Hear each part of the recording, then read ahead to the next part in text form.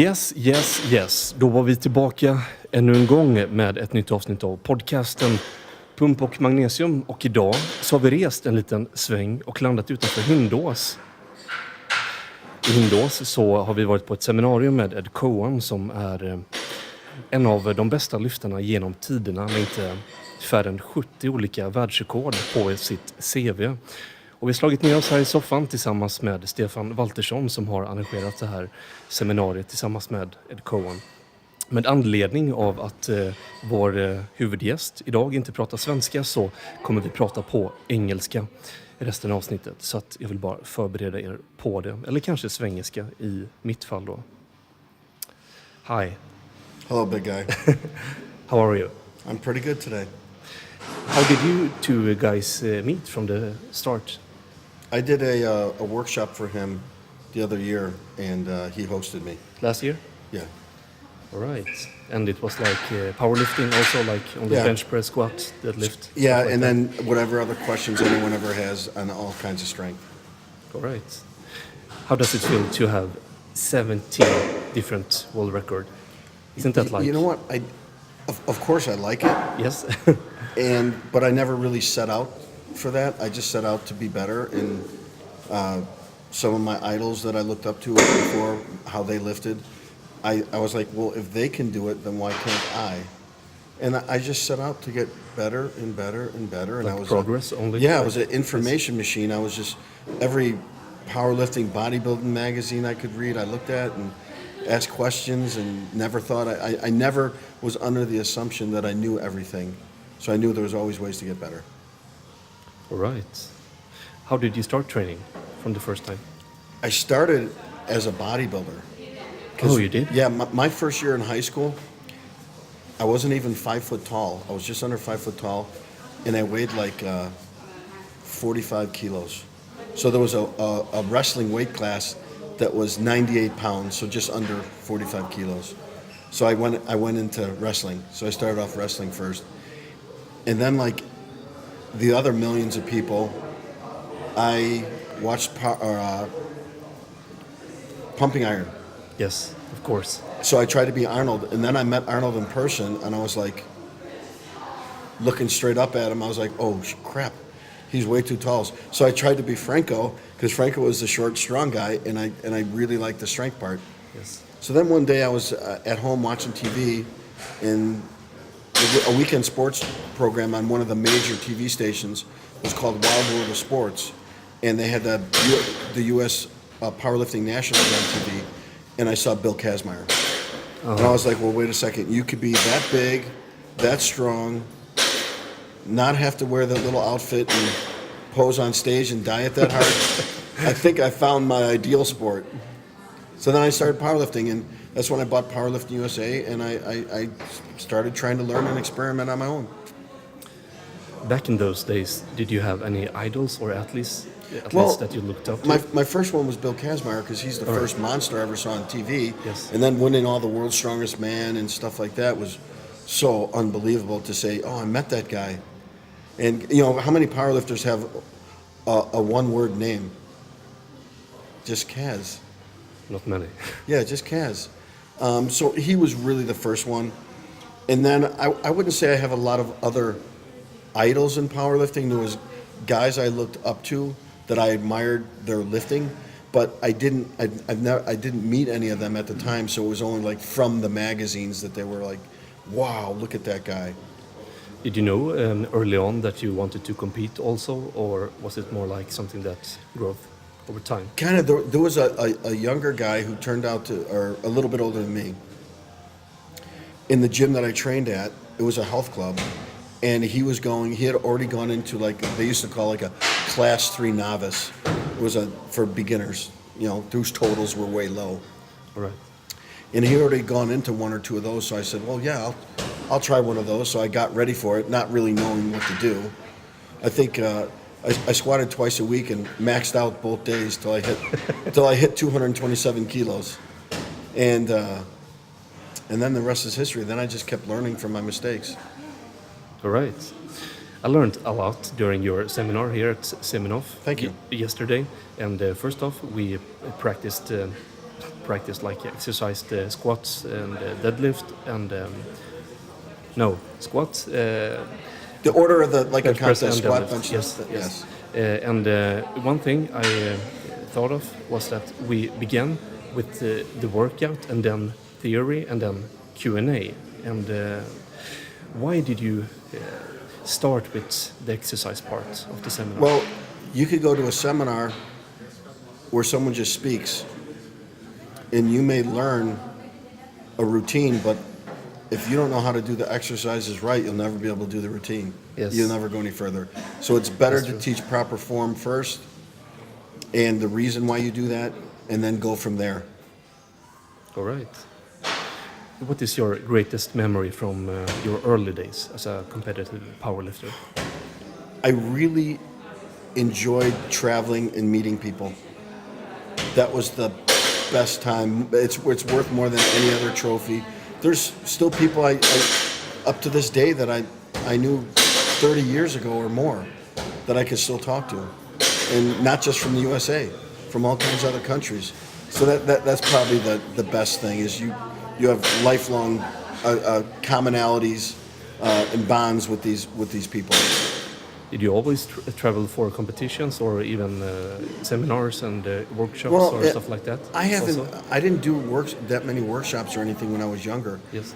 Competitions usually was just 2 times a year, the U.S. Nationals and then the World Championships, and I had 6 or 7 months in between the Worlds and the Nationals to get strong, to work on my weak points. I didn't like to go from one competition to another competition, back to another one, because I wanted time to work on my weak points to get stronger.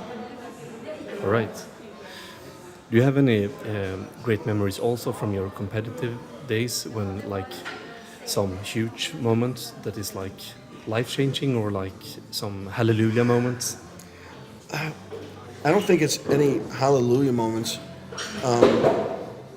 The best moments came from watching other people, even heavyweights, do lifts that I hadn't imagined doing. And I never worried about weight class for me. Even though I was in a weight class, Yes. I was like, I don't want anyone to beat me. I don't even want the heavyweights to beat me. Because if they can lift that weight, why can't I? So I would figure out a way to do it. All right. So what made you stop compete? My body was starting to say no. Like injuries and stuff like that? Yeah. Yes. My mom has always suffered from osteo and rheumatoid arthritis. She has both knees replaced, a shoulder replaced. She just had a hip replaced. I kind of got my hips from her, so I had to have a hip replaced.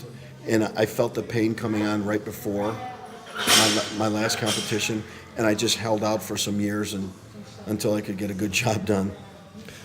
Was it like a certain point where you just felt like now it's over, or it was more something that It was a gradual feeling, but it gradual? Yes. but it came on over a course of a year, so kind of fast, but at the same time I knew it because there's only so high you can push your body before it says no. Yes. And in the meantime, in those other years, what you're doing is your numbers may be going up, but your strength level may not be going up. You just may be learning more tricks on how to keep my body, my nutrition may be better, my rehab or pre-rehab stuff may be better, my technique may be getting better. And so then your lifts go up, but it doesn't necessarily always mean your strength's going up. So you start learning other little tricks. All right. How did a regular week in the gym look in those days compared to now? Not that much difference. Right. In those days, it was 5 days a week. Now it's 4 days a week. I would have a squat and leg assistance day, a bench press and assistance day, a deadlift day with all the extra back work, and then a light day where I did a bunch of pump-up stuff on my upper body. And it's pretty much the same now, except back in those days, I had one extra day where I just came in and did nothing but shoulder work. Those pump days, were those like rehab or more like for weaknesses? More for recovery. Recovery. Yeah. Yes, yes. All right. Did you train abs or just squats? I never really trained abs. No. I would squat and deadlift almost all off season with no belt, and do almost every exercise with no belt, and that seemed to work better. All right. Yeah. So, what is the most important thing if you want to be really, really strong? Is it intensity, volume, or variation, maybe? Well, it's a little bit of all of it, but intensity works the best. And you can have a set of 10 reps or a set of 1 rep. It's what you put into that set that determines your intensity, not exactly the weight. It's the effort into it. Okay. So, what is the worst thing you ever experienced, like both as competitive powerlifter and also in life? Like, bad things. The worst thing in powerlifting, Yes. one of them is when I blew out my knee. But I already knew in my mind that one day something was going to happen, and I'd be able to come back to it from it. I had no problem. And a lot of your other problems are caused by yourself and being an idiot. Like 21 years ago, with my problems with the IPF now, almost all of it was caused by me because it was a different era with different mentalities.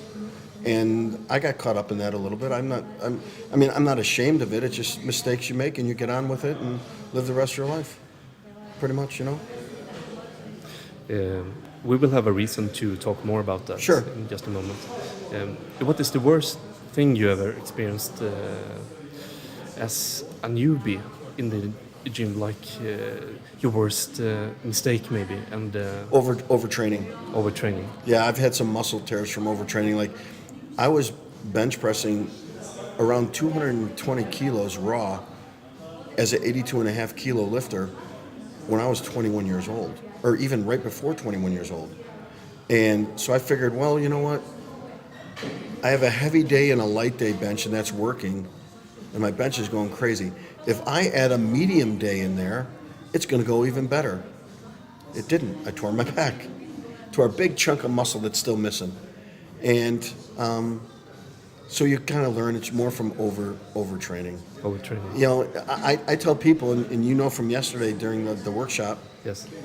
if what you're doing is working and all your lifts are going up, and that assumes that your technique is pretty good, don't listen to anybody else. You might be inventing something that's truly individualized for yourself that works. So unless it stops and you have a problem, keep doing it. That's actually another thing I thought about at yesterday's workshop. Like, even though you got all those world records, you're very humble guy. Well, Still. you know what? I was good at powerlifting, but I can't hook up all the equipment you hooked up. I can't do rehab that he does. I can't even change the oil on my car. So, someone's always going to be better at something than you are. Yes, it's just if we're in the gym and you ask me about lifting and strength, I'm your guy. I'm good for that. After that, I have no problem asking anyone else because I'm just a regular guy that can lift weights. That's it. All right. What do you think about straps for deadlifts? And, yes. If you don't use straps to aid the lift, as far as like when you put the strap in your hand, it's a little bit longer and it's not tight. So Yes, like coming out. yeah, so it's almost out, and you set up in a different position, then it's not going to help your deadlift that much at all. But some guys that use straps, they don't have a grip problem already, and they only use them so that they don't hurt their hands or they don't hurt their biceps or whatever. I don't have a problem with that as long as it works. It's the purpose you're using it for can usually be the problem. I never had a grip problem because, you've seen my hands I got, a basketball player's hand. Really big. A basketball player's hand on a 5'5" guy. I could still actually palm a basketball with 3 fingers. You can? Yeah. Wow. That's impressive. There's a picture on my Instagram where I do that. Yeah. You need to show me later. So you talked about a little bit about bouncing back for injuries and stuff like that, and also recovery. So do you have any more concrete